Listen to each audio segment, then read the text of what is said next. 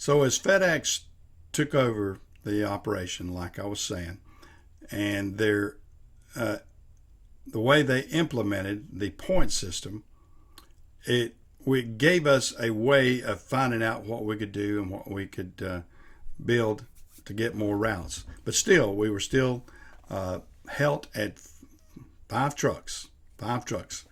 Now this at this point was already into the early 2000s, if I remember right. And we kept, as each year as we got a new contract, everybody kept saying we ought to own these routes. They ought to let us own these routes. And that was sort of the buzzword, and that was the thinking.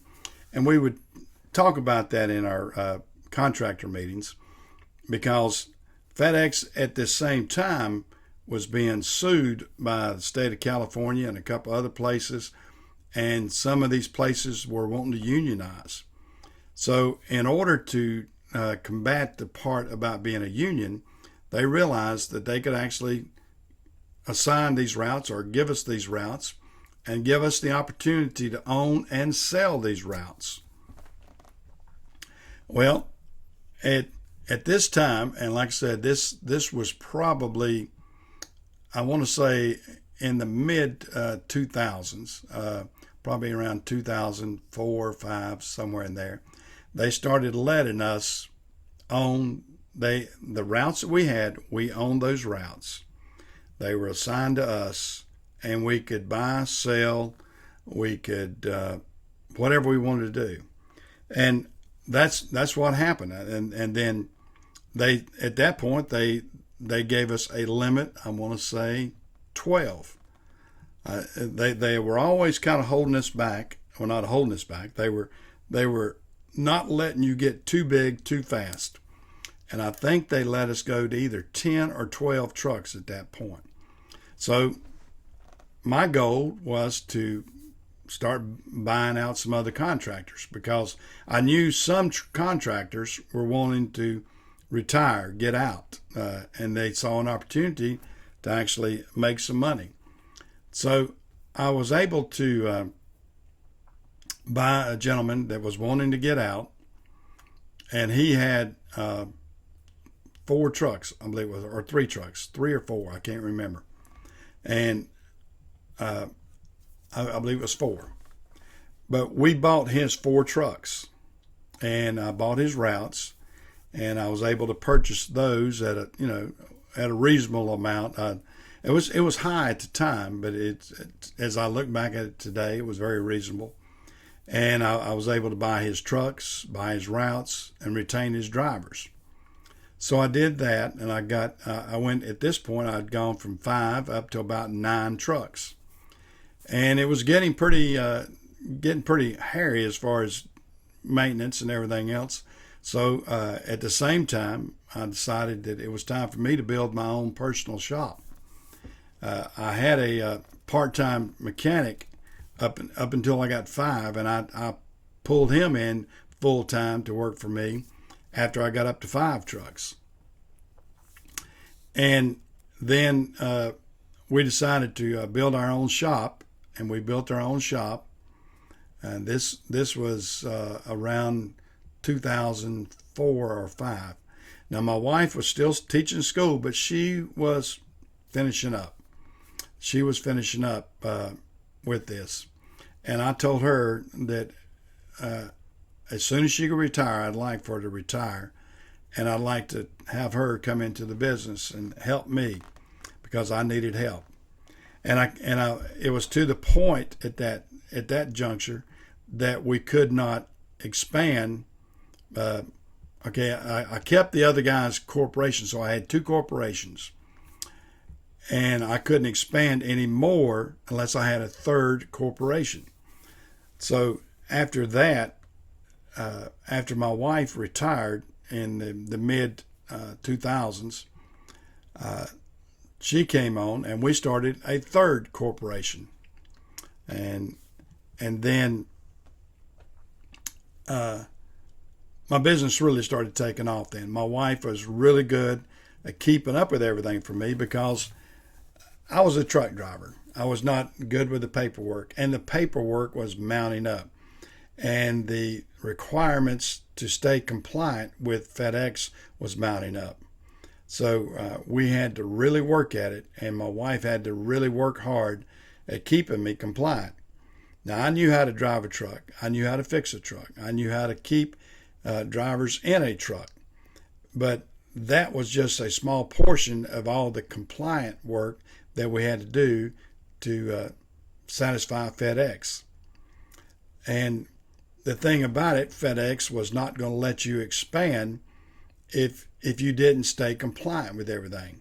So my wife, being the school teacher and being very meticulous with paperwork and everything else, she kept me in compliance, and she worked her keister off, making sure that our business was doing good. So my wife was a very integral part of our expansion.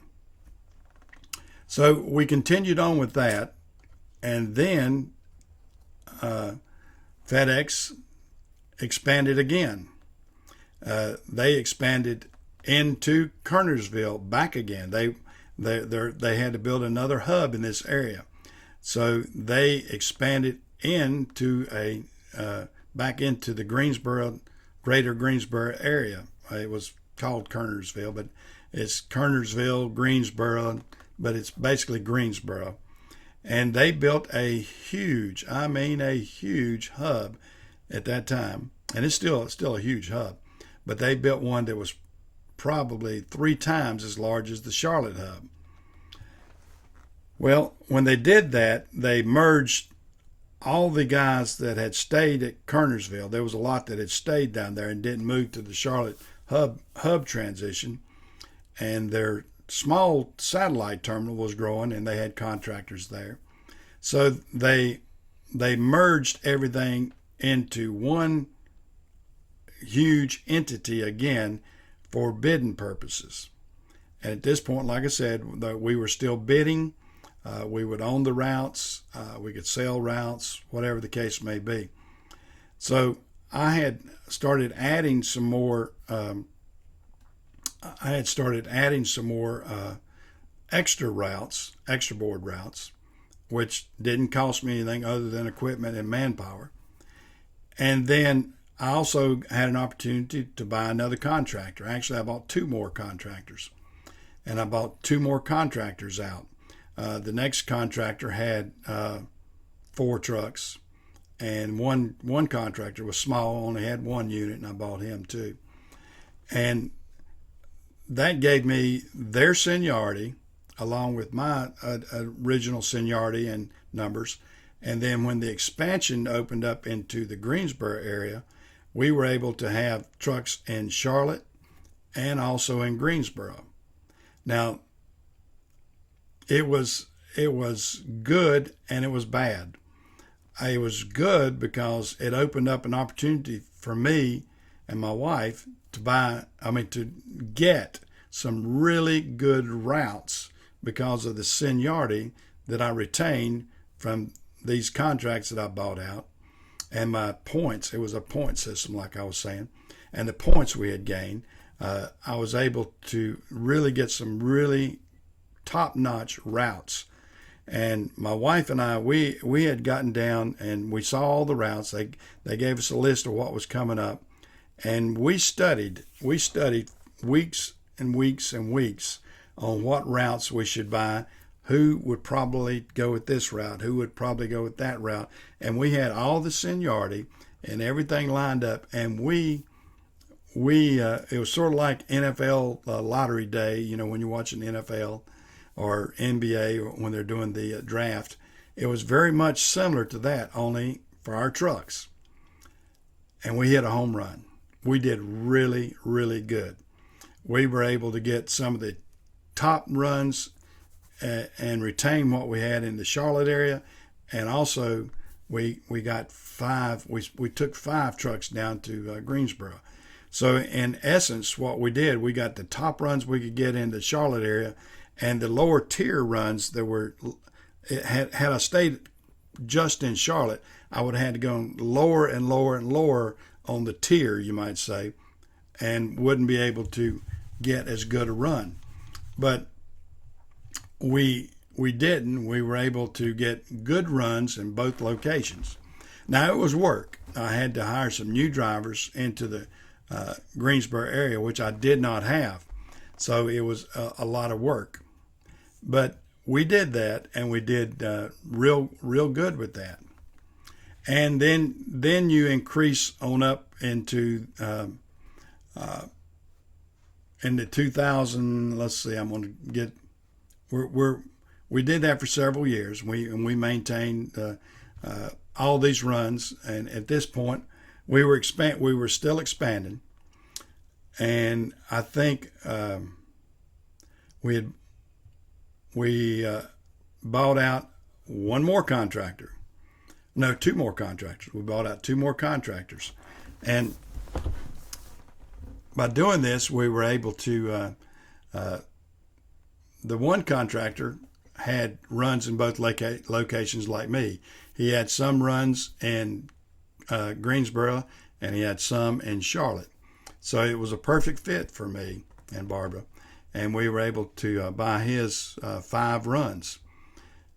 And he initially did not have set runs, bid runs. He was running the extra board, although he had plenty of points that he was able to, that you would be able to get a regular run. But he just didn't. He wanted to run an extra board for some reason or another. But I saw the opportunity to get bid runs with it because I like bid runs or assigned runs. So I was able to take what he had and actually expand because he was not working it to the max, and able to expand what he had. And I took those 5 runs and expanded them into from extra board to assigned runs, and by taking his seniority numbers and everything. So at this point, we're getting pretty large. We're up to over 20, I think. We're up over 20 trucks at this point. And we were doing good. We were doing good. And at that juncture, I saw an opportunity to expand some.